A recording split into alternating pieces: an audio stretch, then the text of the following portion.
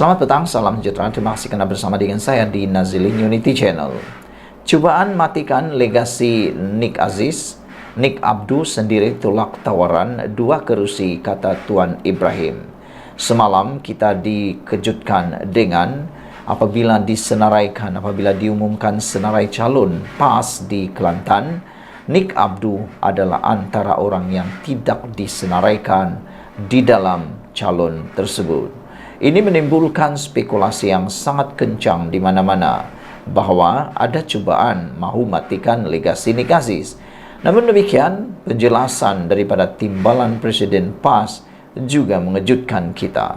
Timbalan Presiden PAS, Datuk Seri Tuan Ibrahim Tuan Man, menafikan dakwaan wujudnya cubaan untuk mematikan legasi almarhum Tan Sri Nick Abdul Aziz dengan tidak mencalonkan anak Mursyidul Am itu, Nick Muhammad Abdu, pada pilihan raya negeri PRN di Kelantan. Tuan Ibrahim yang juga ahli Parlimen Kubang Krian berkata, Nick Abdu menolak 2 kerusi yang ditawarkan dan berlapang dada sekiranya tidak bertanding pada PRN 12 Ogos depan. Tiada isu berhubung ketiadaan Nick Abdu dalam PRN kerana dalam politik ruangnya adalah banyak dan besar, bukan untuk bertanding semata-mata, kata beliau. Kita ada tawarkan 1-2 kerusi namun beliau tolak. Nick Abdu pun kata tidak bertanding pun tidak mengapa. Beliau boleh fokus kepada sekolah agama yang diuruskannya, kata beliau lagi. Ketiadaan Nick Abdu yang juga bukan untuk mematikan legasi Allahyarham Tan Sri Nick Abdul Aziz, kerana untuk meneruskan legasi bukan hanya perlu menjadi calon, sebaliknya perjuangannya yang perlu disambung, kata beliau lagi. Bekas Menteri Alam Sekitar dan Air itu berkata demikian pada sidang media selepas majlis pengisytiharan calon Perikatan Nasional PN Kelantan di dataran warisan Stadium Sultan Muhammad ke-4 di Kota Bahru malam tadi. Dalam masa sama, Tuan Ibrahim hanya tersenyum dan enggan mengulas apabila pemberita bertanyakan sama ada benar dakwaan mengatakan Nick Abdu meminta untuk bertanding di Dewan Undangan Negeri Dun Cempaka. Sebelum ini wujud desas-desus bahawa Nick Abdu yang juga bekas ahli Parlimen Bacok akan bertanding di kerusi Dun Cempaka yang merupakan kawasan almarhum ayahnya. Malah Mursyidul Am PAS Datuk Seri Hashim Jassin telah mengesahkan bahawa nama Nick Abdu melepasi tapisan Majlis Syura sekaligus layak menjadi calon parti itu pada PRN nanti. Pada pilihan raya umum ke-15 November tahun lalu, Nick Abdu tidak tersenarai sebagai calon untuk mempertahankan kerusi Parlimen Bacok. Awal tahun lalu, Nick Abdu lantang mempersoalkan pengguguran Datuk Dr. Muhammad Khairuddin Aman Razali sebagai ahli jawatan kuasa IJK PAS Pusat kerana ia dilihat memberi persepsi tidak baik kepada parti. Khairuddin kemudiannya mengumumkan berhenti menjadi ahli PAS pada Mac tahun lalu selepas 33 tahun menyertai parti itu dan menjawat pelbagai jawatan kepimpinan. Saudara-saudara sekalian, spekulasi ini makin bertiup kencang. Walau bagaimanapun, terpulanglah pada anda untuk menilai apakah ianya adalah satu cubaan mau mematikan legasi Nick Aziz, ataukah memang benar Nick Abdu sendiri yang tak mau bertanding lagi, atau benarkah Nick Abdu sebenarnya mahu kerusi di Dun Cempaka. Sekian dulu untuk kali ini. Jangan lupa tinggalkan komen anda, tekan butang subscribe, ikuti terus ulasan selepas ini. Selamat petang, salam sejahtera. Terima kasih kerana bersama dengan saya di Nazilin Unity Channel. Heboh cerita ini di media sosial apabila rupa-rupanya yang disangka ramai datang dalam kempen Perikatan Nasional itu ialah sesuatu yang tak sebenar-benarnya berlaku. Apabila rahsia besar didedahkan, ramai datang tu orang luar. Perikatan Nasional rupanya import anak seluang, kata Harapan Daily. Pecah rahsia Perikatan Nasional PN apabila rupa-rupanya blok itu mengimport penyokong dari luar semasa majlis pengisytiharan calon PN di Taman Medan semalam. Hal tersebut diakui sendiri penduduk tempatan, termasuk wujudnya deretan kereta dan bas dari luar kawasan itu. Aku orang Taman Medan mengesahkan, orang Taman Medan tak pergi pun, kata beliau. Banyak kereta, bas dari luar saja yang datang sini. Maaf, terkantoikanlah pula, kata pengguna Twitter Elia. Seorang warga setempat juga mengesahkan perkara yang sama. Kata beliau, betul. Tadi saya balik lalu jalan panjang penuh bas je tepi itu. Kebanyakan yang datang tu pun banyak muka yang tak pernah nampak, tambah beliau lagi. Majlis pengisytiharan calon PN di Taman Medan semalam menyaksikan PAS terutamanya mendabik dada mendakwa. Ribuan pengunjung hadir tanda sokongan kepada Perikatan Nasional. Reaksi sama ditunjukkan Dewan Muslimat PAS Malaysia menerusi Facebook rasmi sayap parti itu. Kehadiran 20,000 pengunjung yang hadir menunjukkan sokongan kepada Perikatan Nasional.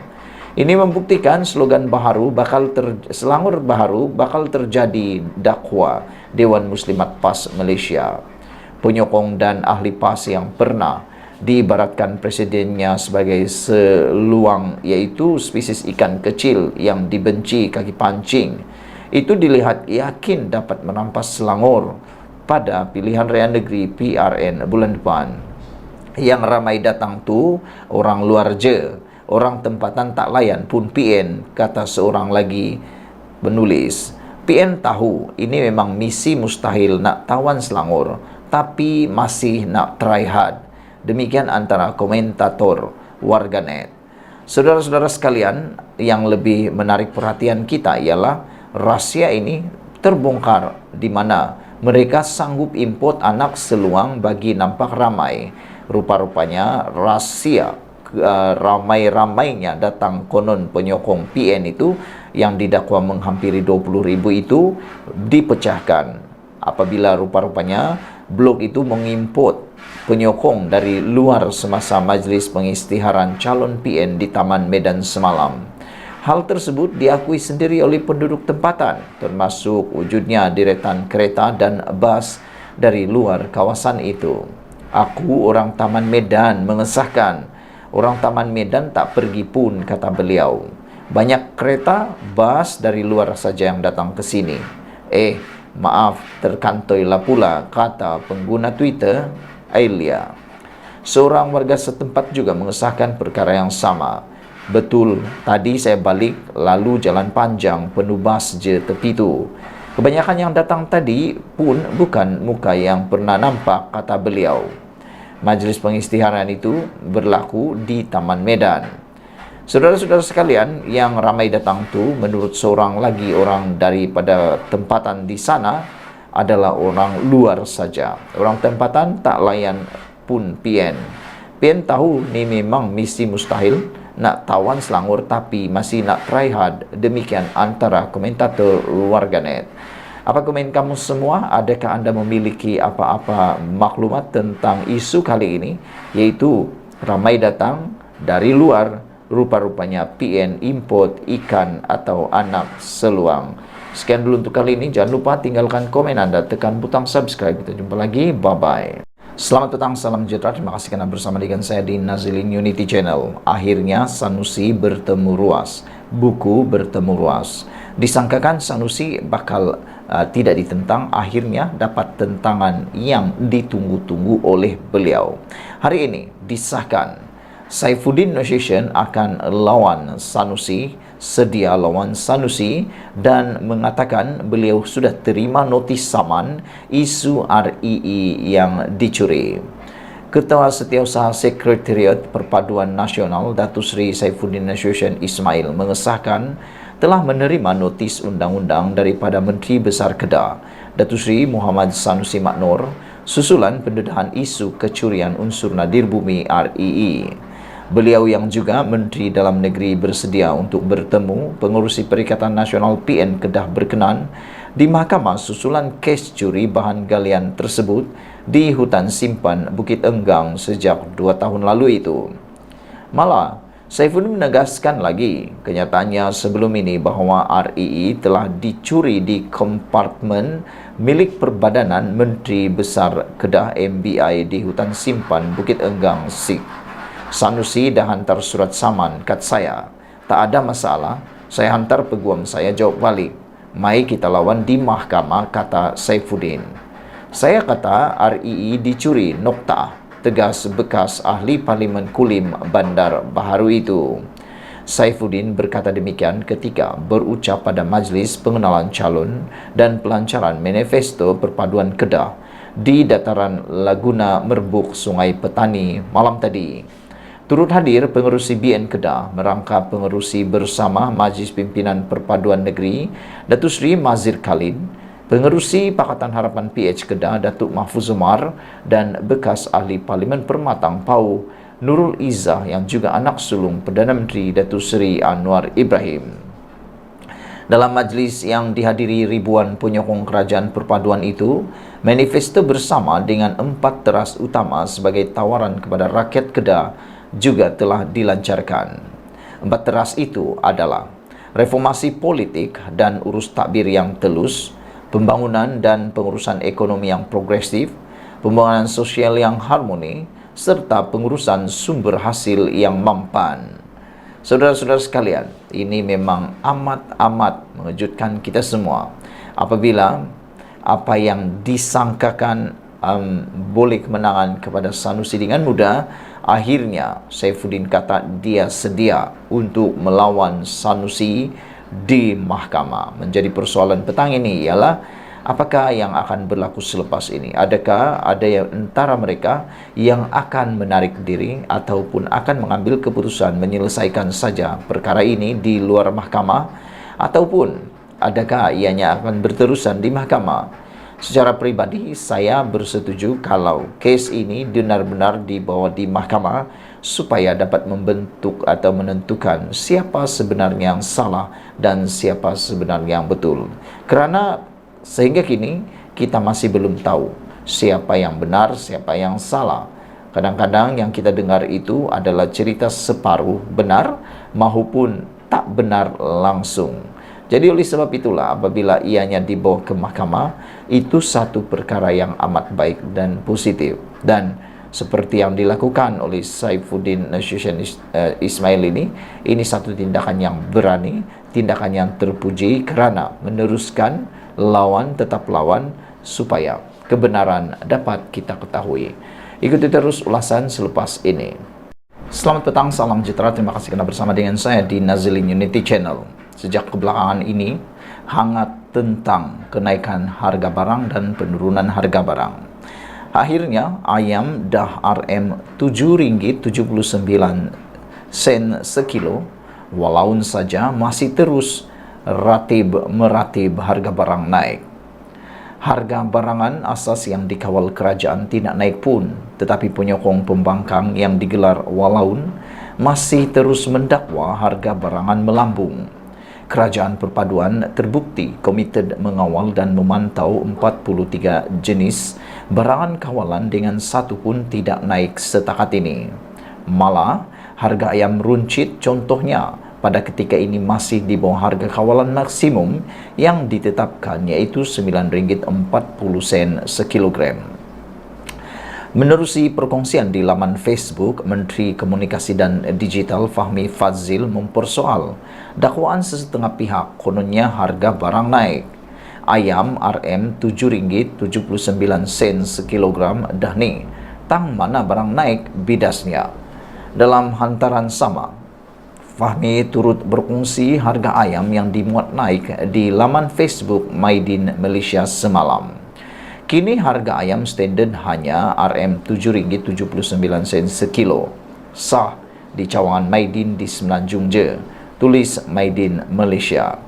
Sebelum ini pun warganet berkongsi harga ayam segar di kawasan masing-masing yang menunjukkan perbezaan ketara semasa pentadbiran Kerajaan Perikatan Nasional PN. Sebelum tertubuhnya Kerajaan Perpaduan susulan pilihan raya umum ke-15 PRU15 pada November tahun lalu, rakyat terutamanya golongan B40 dan M40 tertekan dengan lonjakan mendadak harga bahan makanan terutama barang basah. Sekitar awal April 2021 lagi, yaitu menjelang Ramadan, penternak dilapor mula menaikkan harga sekaligus, menyebabkan peniaga tidak mempunyai pilihan untuk menaikkan harga runcit ayam. Kenaikan harga ayam berlaku banyak kali dan mencanak, sehingga RM14 sekilogram didorong antara lain faktor peningkatan kos operasi pengeluar termasuk kenaikan harga dedak. Selain itu, pengeluar ketika itu dilapor masih bergelut mengisi tenaga kerja asing di ladang-ladang ternakan ayam selepas akibat pandemik COVID-19. Walau bagaimanapun, pemimpin PN dilihat tidak cakna dengan bebanan dihadapi rakyat ekoran kenaikan harga bahan makanan. Pemimpin PAS Datuk Dr. Nik Muhammad Zawi Saleh yang ketika itu adalah Timbalan Menteri Pertanian dan Industri Makanan II menganggap harga ayam ketika itu masih rendah. Dia malah menyifatkan ayam dijual paling murah di negara ini berbanding negara-negara jiran, selain menafikan kenaikan harga ayam di pasaran berpunca daripada dominasi kartel. Bukan sahaja ayam dan barangan basah lain seperti sayuran naik harga semasa kerajaan PN, minyak masak di pasaran juga naik mendadak puluhan ringgit. Saudara-saudara sekalian, berkaitan dengan itu, pada 14 Julai, cerita tentang harga ayam segar makin murah, zaman PN cecah hingga RM14 sekilogram. Harga ayam segar menunjukkan penurunan sehingga RM8.99 sekilogram berbeza semasa pentadbiran Kerajaan Perikatan Nasional PN. Seorang pengguna Najib Bakar hari ini berkongsikan situasi yang dapat meringankan beban kos sara hidup rakyat itu. Harga ayam turun di pasaran Hero, sebelum ini RM9.39 sekilogram. Hari ini dah jadi RM8.99. Katanya merujuk pada harga barang makanan tersebut di pasaraya mempunyai 30 cawangan di seluruh semenanjung Malaysia itu. Beliau juga berpendapat harga bekalan ayam masih rendah semasa kerajaan perpaduan ini tidak seperti tahun lalu yang melonjak berbelas ringgit sekilogram. Apapun, kedua-dua harga ini murah dari zaman PN yang cecah RM12 hingga RM14 sekilo, katanya menerusi hantaran di Facebook kedai apa turun harga hari ini ke Tuhar. Hal sama dikongsikan oleh seorang pengguna yang juga peniaga makanan, Siti Aisyah. Ayam dah turun lagi 1 kilogram RM8.50, kata pembekal kepadanya. Sebelum tertubuhnya Kerajaan Perpaduan susulan PRU15 pada November lalu, rakyat terutamanya golongan B40 dan M40 tertekan dengan lonjakan mendadak bahan makanan terutama barang basah. Sekian dulu untuk kali ini. Jangan lupa tinggalkan komen anda untuk isu kali ini, yaitu harga ayam segar makin murah, zaman PN cecah hingga RM14 sekilogram, dan isu pertama tadi yaitu ayam dah RM7.79 sekilogram, walau saja terus meratib harga barang naik. Kita jumpa lagi. Bye-bye.